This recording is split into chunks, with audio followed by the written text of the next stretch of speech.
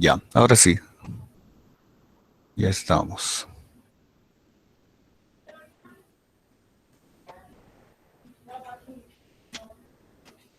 ¿Me dan un minutito, por favor?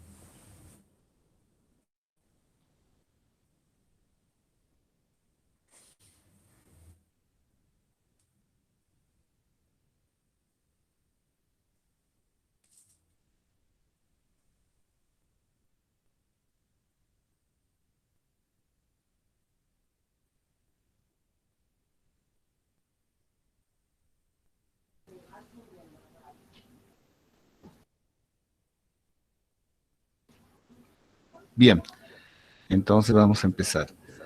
Les vamos a enfocar a lo que es la clase de hoy, a los ácidos grasos, omega 3 y omega 6 y su aplicación en diversas situaciones clínicas. ¿Ya? Vamos a empezar, vamos a explicar al final algunas enfermedades específicas degenerativas. Entonces, ¿qué son los ácidos grasos poliinsaturados? De cadena larga, en realidad vienen a ser componentes dietarios que participan en múltiples procesos fisiológicos. ¿Ya? Es así que van a cumplir también un rol estructural en los fosfolípidos de las membranas celulares. Uh-huh. Y también van a ser, van a responder como sustratos para la síntesis de diversos mediadores fisiológicos. ¿Ya? Entonces ya vamos a ir viendo poco a poco la importancia de los ácidos grasos poliinsaturados.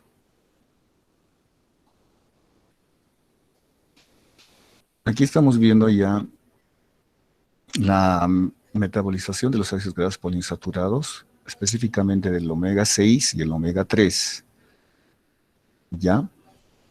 ¿Cuáles son las vías de saturación y elongación? Por ejemplo, acá, en los ácidos grasos omega 6, el primer precursor va a ser el ácido linoleico, ¿sí? Y a través de la alfa 6 desaturasa, vamos a conseguir el ácido araquidónico, que es de suma importancia, ya que por elongasa y también por la alfa desaturasa y la beta oxidación va a haber una retroconversión peroxismal. Los ácidos grasos omega 3, su primer precursor es el alfa-linolénico, ¿sí? Igual, por las desaturasas se va a convertir en ácido eicosapentanoico y a través de estos se va a formar los ácidos docosa-hexanoico. Denme un minutito, por favor.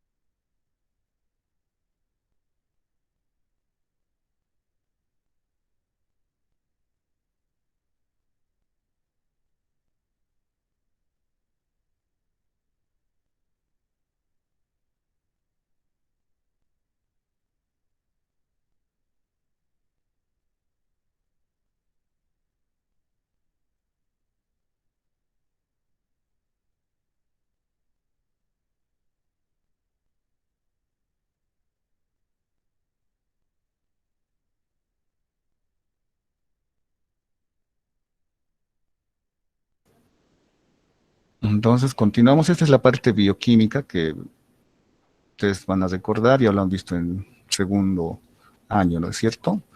Hablemos las fuentes alimentarias de inicio de las fuentes alimentarias del ácido linoleico y el ácido alfa-linolénico. En general son los aceites, específicamente linaza, canola, soya, frutas secas. El ácido araquidónico es el que se va a encontrar en mayor concentración en las carnes, principalmente en la carne de cordero, de res y de cerdo. El icosapentanoico y el docosahexapentanoico en animales y vegetales de origen marino. ¿Ya? Animales aquellos como los peces que tienen grandes, son ricos en grasas, ¿no? Principalmente los peces marinos. Eso también es la parte bioquímica, simplemente voy a mencionar lo más importante, que a partir del ácido linoleico, por ejemplo, que es el omega 6, se va a poder formar el ácido araquidónico. ¿Cuál es el fin del ácido araquidónico? Que a nivel de las, a través de la ciclooxigenasa participa en las prostaglandinas, prostaciclinas. El ácido icosapentanoico por la lipooxigenasas en tromboxanos y leucotrienos. Entonces de ahí viene la importancia, ¿sí? Por ejemplo, en esta diapositiva estoy mostrándoles los efectos metabólicos de los tromboxanos, prostaciclinas y leucotrienos, derivados del ácido araquidónico y del icosapentanoico. Fíjense, a nivel de las plaquetas, el ácido araquidónico y el icosapentanoico. ¿No? Por la vía ciclooxigenasa, tromboxano A2, agregación plaquetaria, vasoconstrictor, tiene muchas funciones. A nivel de las células endoteliales también, a nivel de los leucocitos, ¿sí? Todos por la vía lipoxigenasa. ¿Qué son los ácidos grasos? ¿No? Aquellos considerados, si nosotros recordamos un poquito, los ácidos grasos esenciales. ¿Por qué se los llama ácidos grasos esenciales? Tal vez alguien me puede decir por qué se los considera ácidos esenciales.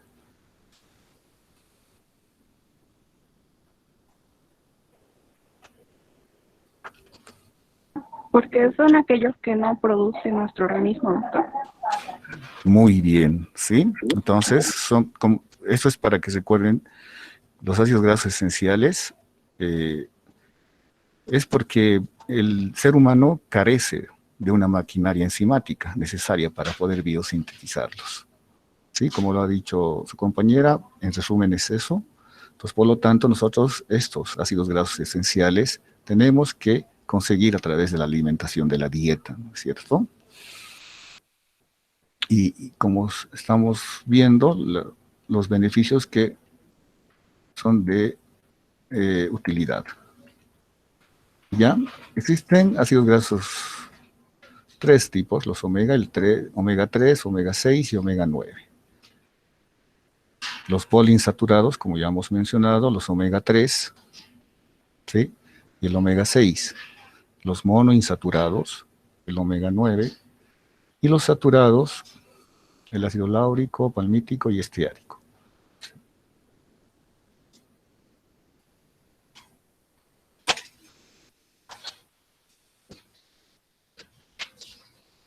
Un minutito, por favor. Han salido.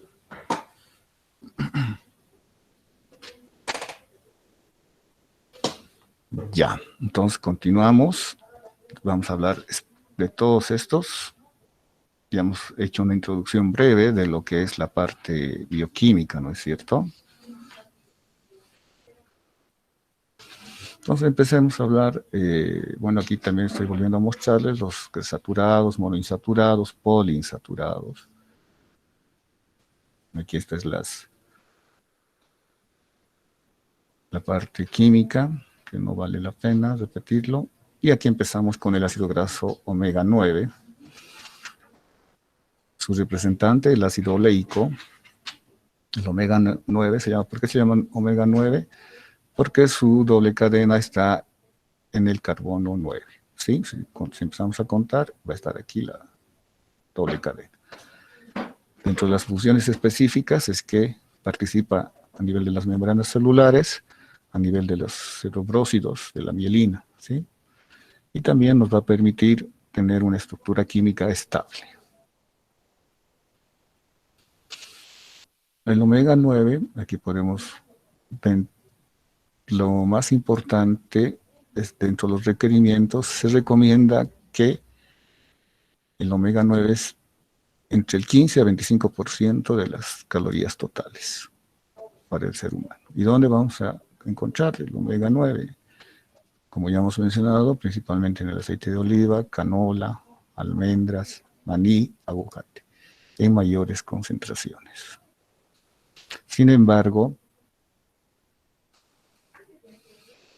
también podemos ver que se encuentra a nivel de las aceitunas, sardinas, carne de res cocida, pollo, trucha, ¿no? Pero en concentraciones menores. ¿Qué evidencia médica hay actualmente? Que el ácido oleico y la diabetes, por ejemplo, aquí estoy mostrando esta diapositiva, se ha demostrado y hay evidencia médica y que hay una disminución de la resistencia a la insulina, ¿ya? Hay estudios que muestran que concentraciones altas del ácido oleico en las membranas del tejido muscular y el hepático contribuyen además a la expresión de genes relacionados con la sensibilidad periférica a la insulina.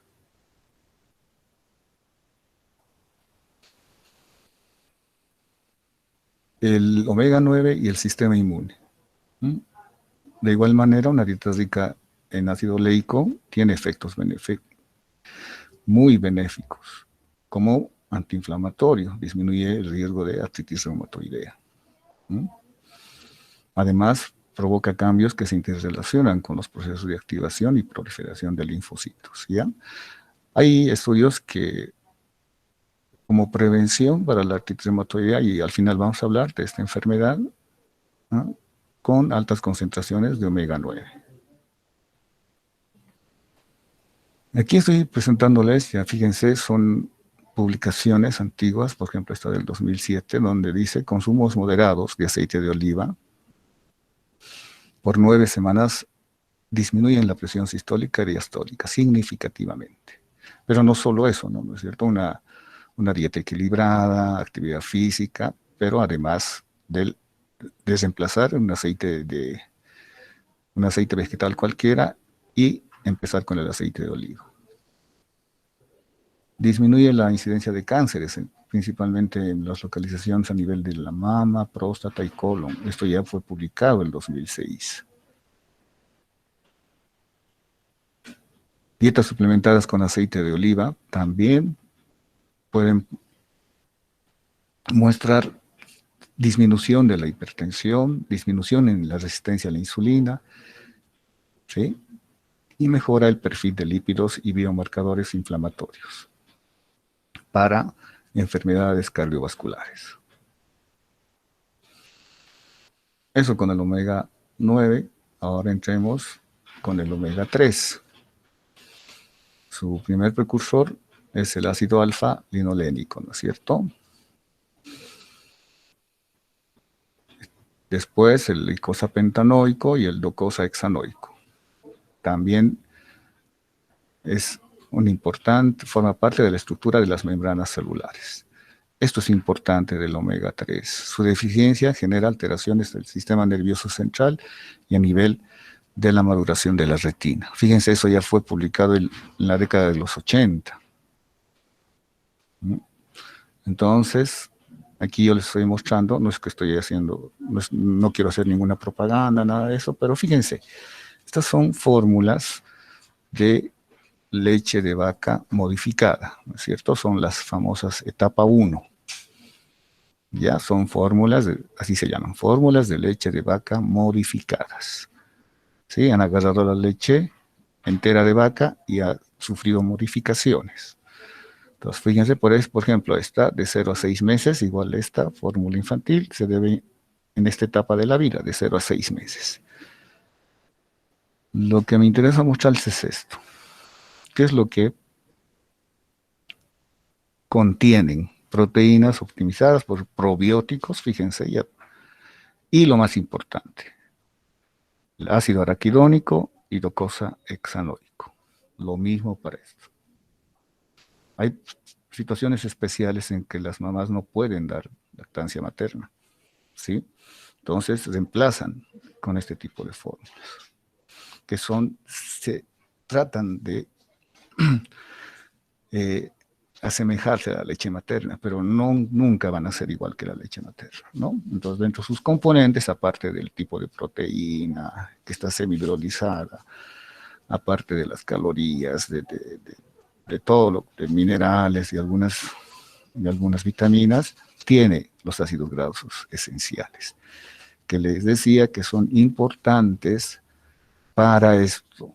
Todavía, si tenemos un recién nacido, está todavía el sistema nervioso central todavía está continuando, ¿sí? Su maduración, está completando su maduración, lo mismo que de la retina. ¿Sí? Entonces, deficiencia de estos ácidos grasos esenciales, como ya hemos mencionado, nos puede ocasionar esto. ¿Ya?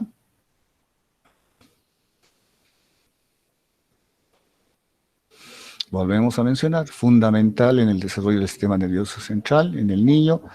Asimismo, mejora la función inmune, disminuye la agregación plaquetaria,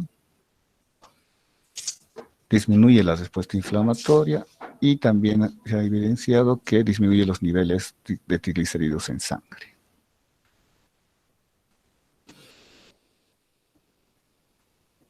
Formación de la retina, lo que garantiza mayor agudeza visual. Nosotros cuando recibimos recién nacidos prematuros, dentro de las valoraciones, de las diversas valoraciones que hacemos, es decir, lo tiene que ver el neurólogo, lo tiene que ver el oftalmólogo.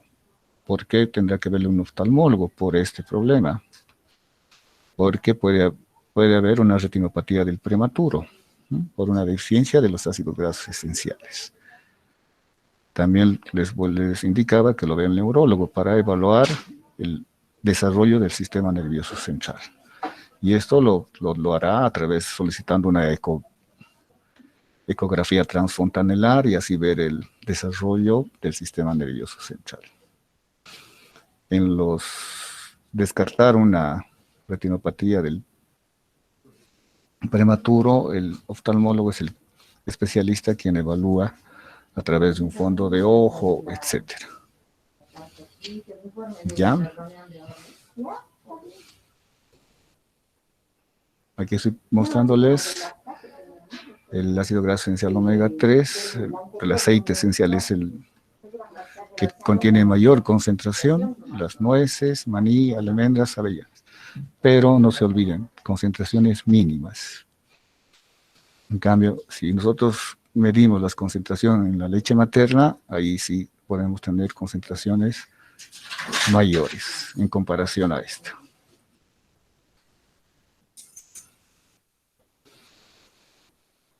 ¿Alguna pregunta hasta aquí? ¿Dudas?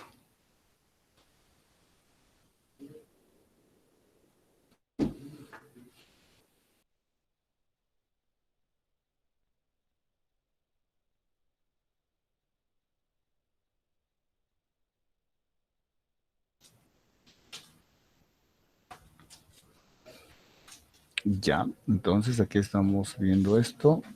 Perdón, les mostraba las fuentes ricas de alfa-linolénico. Ahora vemos las fuentes ricas del icosapentanoico y la glucosa hexanoico. El mayor representante es el aceite de las sardinas, salmón.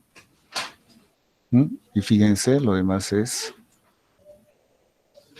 los peces de origen marino, ¿no? Y como nosotros sabemos, no tenemos acceso, o sea, para nosotros consumir este tipo de alimentos es escaso, ¿no? No es rutinario. Pues por eso es importante, por ejemplo, en pediatría nosotros suplementamos los omega 3.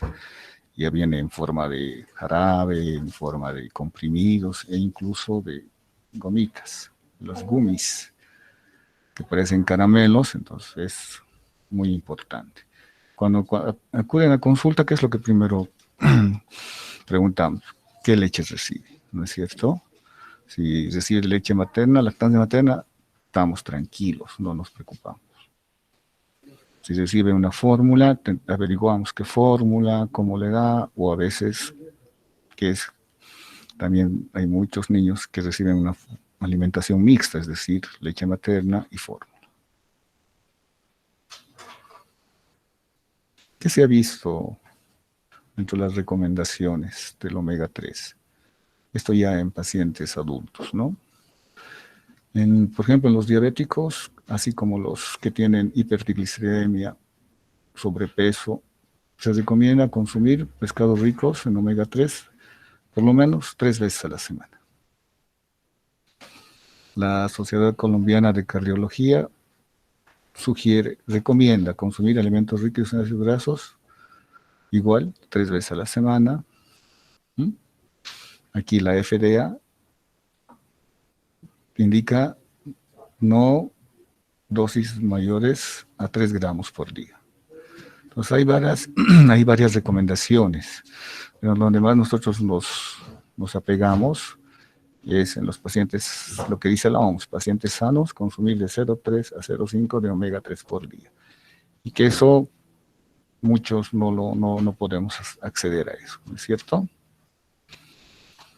Bien, ahora entremos al ácido graso esencial omega 6. Es el primer precursor, el ácido linoleico. Luego ya hemos mencionado por las desaturasas, elongasas, vamos a conseguir el ácido araquidónico, que es muy importante, ya lo hemos visto. Fíjense, ya en 1970 ya se utilizaba para la nutrición parenteral. ¿Qué funciones cumple este ácido graso esencial? Participa en la formación de membranas celulares, contribuye a disminuir los niveles de colesterol, ¿sí? De colesterol total y de colesterol LDL. También ayuda al buen funcionamiento del sistema inmunológico y también no nos olvidemos de la correcta maduración de la retina. ¿Qué pasa si nos excedemos con el omega 6? Podemos producir vasoconstricción o aumento de formación de trombos. Ahora, entre comillas, ¿no? Exagerar es muy raro, por lo menos en nuestra región no se ve eso. ¿Cuáles van a ser las fuentes principales del omega 6? Aceite de girasol, canola, soya, maní. Estoy hablando de los alimentos ricos en omega 6. y el germen de trigo.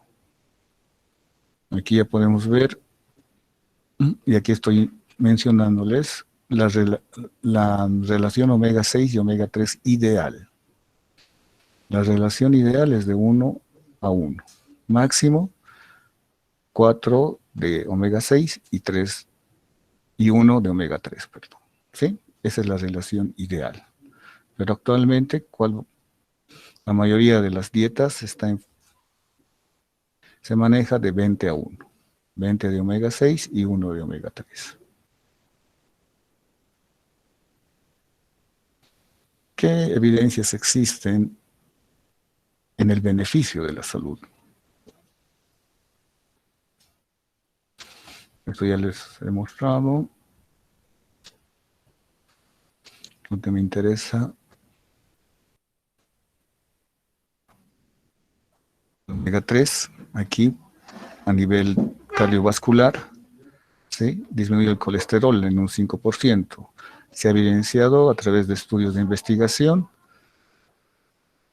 Asimismo, disminución del colesterol LDL en un 7%, de los triglicéridos en 14%, y por lo tanto una reducción del riesgo de morbimortalidad en un 73%. A nivel de la diabetes y a nivel cardiovascular, disminución de los triglicéridos sanguíneos y agregación plaquetaria. También a nivel de la piel, la sensibilidad significativamente menor a los rayos ultravioleta. Cáncer, hay varios estudios con cáncer. Los tumores de los animales alimentados con omega 3 fueron menores que los alimentados con aceite de maíz, ¿ya? Entonces, primero, siempre hace estudios en animales. También procesos inflamatorios. Fíjense, aquí quiero hacer énfasis: desorden bipolar neurológico. Disminución significativa de escala de Hamilton de depresión. También actualmente hay estudios que evidencian que utilizan el omega 3, les cuento, para niños con déficit de atención, ¿no es cierto? Ahora, uno de los motivos de consulta que se ve frecuentemente es los niños hiperactivos, ¿no? Con déficit de atención y que tienen problemas de aprendizaje. Parte de su tratamiento también es enfocado con ácidos grasos, principalmente el omega 3. Y está dando buenos resultados, les cuento. Entonces, ustedes, si tienen niñitos, pregunten cuál es el tipo de alimentación que recibe. No está de más darle un suplemento de omega 3. Entonces, conclusiones: los aceites vegetales comestibles en su gran mayoría constituyen una adecuada fuente de ácidos grasos omega 6, como el aceite de maíz, girasol y soya. Los omega 9 se encuentran en el aceite de oliva, canola y aguacate. Los aceites, los omega 3, en linaza, soya, canola. ¿Sí? Y no nos olvidemos esto: la principal y casi única fuente de omega 3 son los peces, y aquellos de aguas frías y marinos, y saladas, por supuesto. El salmón, a ver, conseguir aquí salmón en nuestro medio es recontra difícil. Atún, sí, tenemos acceso, ¿no? Los omega 3 es esencial para el desarrollo y el buen funcionamiento del sistema nervioso central. No nos olvidemos, por lo que su consumo es básico durante la gestación, la lactancia y primeros años de vida. Este es otro motivo por lo que nosotros decimos lactancia materna exclusiva hasta los 6 meses, porque con eso estamos garantizando la culminación de la maduración del sistema nervioso central y además de la maduración de la retina. ¿Sí?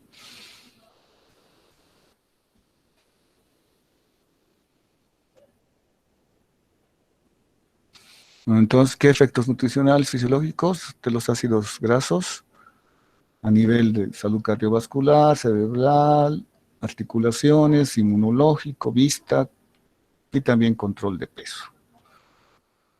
Hasta aquí, ¿alguna pregunta, duda?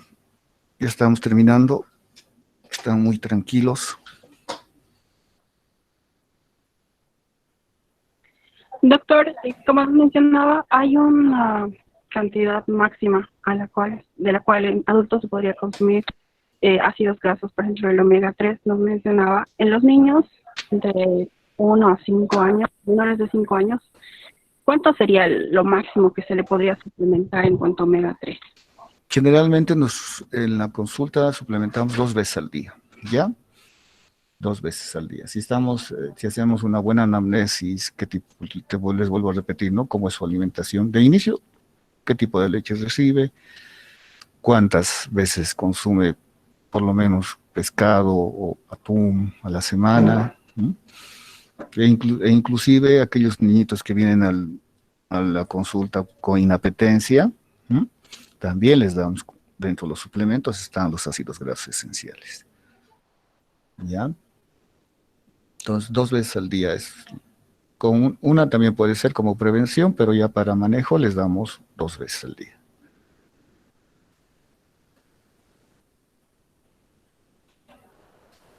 ¿Alguna otra pregunta, duda? Bueno, entonces ya empezaremos a Doctor, hablar de... una pregunta. Me acuerdo que cuando era niño mi mamá me daba lo que es el famoso jarabe de hígado de bacalao y bueno, siempre me decía por los omegas. Claro, claro que sí, ¿ya? ¿Cuál es tu pregunta? Ahora, por ejemplo, Doc, ¿eso se ha retirado? ¿Tiene algún motivo? Porque me acuerdo que antes sí mi mamá nos daba, pero ahora busco, digamos, en el comercio y ya no hay. Ya, sí, se ha quitado. Primero, viene, no sé si recuerdas, pero era feísimo. Tenía un sabor feo, ¿sí? Eran las como perlitas. Ya ves, venía como emulsión también, que era peor, feo, feísimo, ¿no? Actualmente tenemos, pero en otras presentaciones ya vienen con sabor. Entonces, el objetivo es que sí tengan omega 3. Es en realidad el aceite del hígado de bacalao. Así es. ¿Ya? Y ese es rico, riquísimo en omega 3 y en omega 6. Entonces tenemos, como les mencionaba hace rato, en forma de emulsiones, jarabes, en forma de comprimidos, después tenemos en forma de gomitas, las famosas gummies, ya que es bien accesible, para los niños es ideal, ¿no? Pero sí, eso sí, hay que darles con control.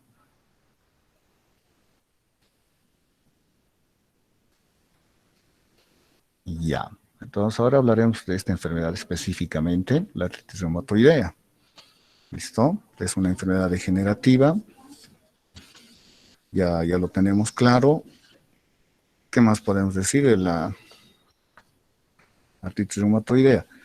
Que es un complejo de, de un desorden autoinmune, ¿no es cierto?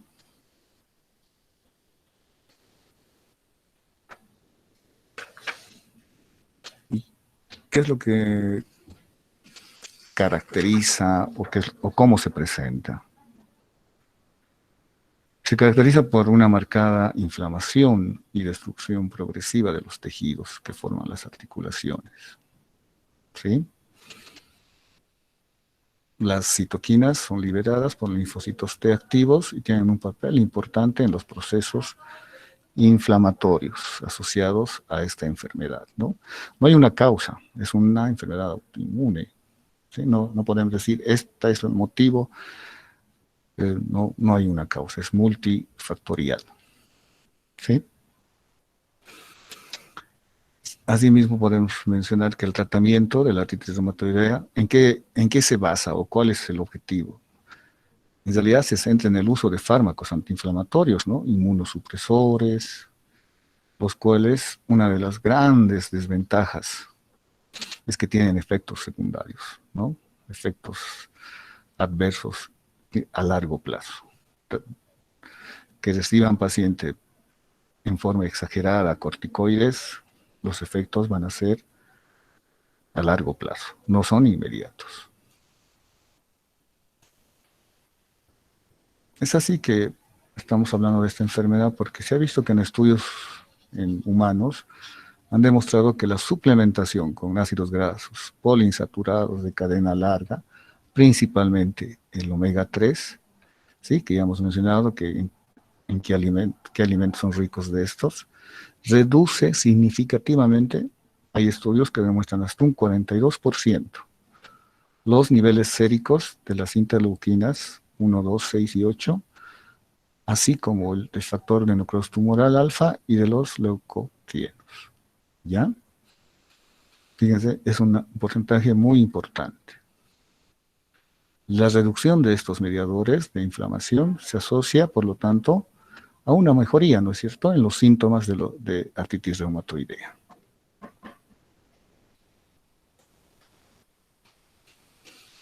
Ahora bien, hay evidencia médica que demuestran, por ejemplo, 2 estudios realizados en pacientes con artritis reumatoidea que recibieron suplementos nutricionales en base a omega 3, permitieron una reducción significativa del uso de AINES, ¿sí? Antiinflamatorios no esteroideos, y además de otros antiinflamatorios.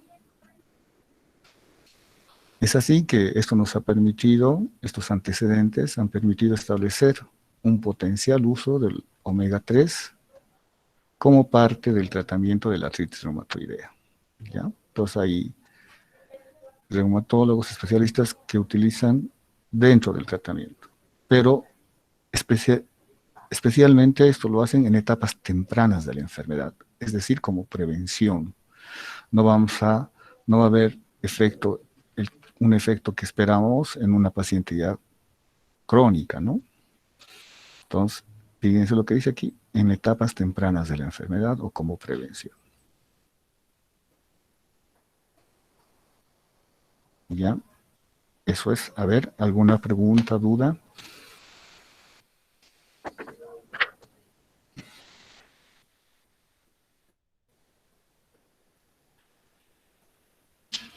¿Dudas, preguntas?